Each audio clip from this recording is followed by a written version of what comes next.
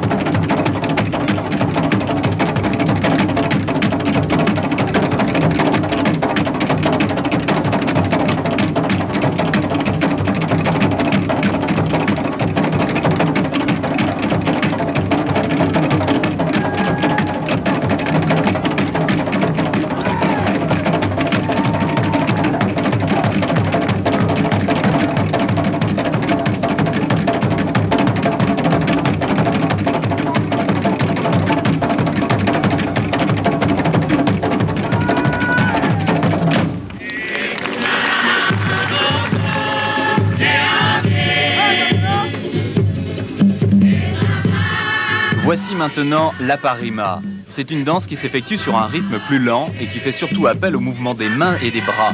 Ces mouvements sont en fait un véritable langage mimé sur le thème des scènes de la vie quotidienne. C'est là que s'exprime toute la grâce polynésienne.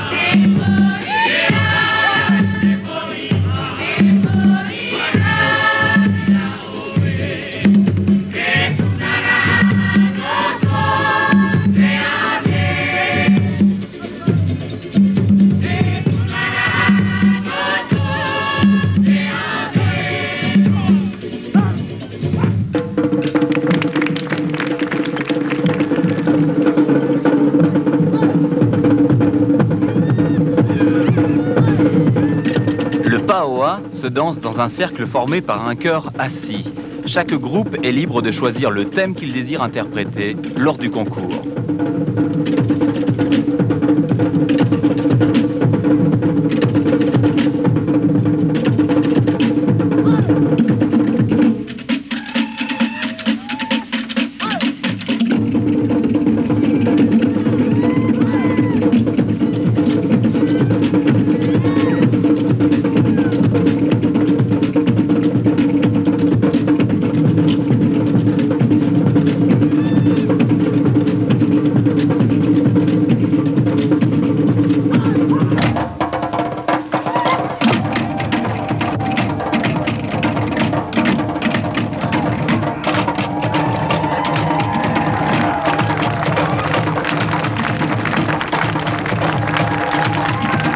La danse des îles polynésiennes est surtout une activité de groupe. Elle puise toute son essence, son charme et sa noblesse dans les mouvements alternés de ces grappes humaines savamment organisées qui évoluent sur la piste.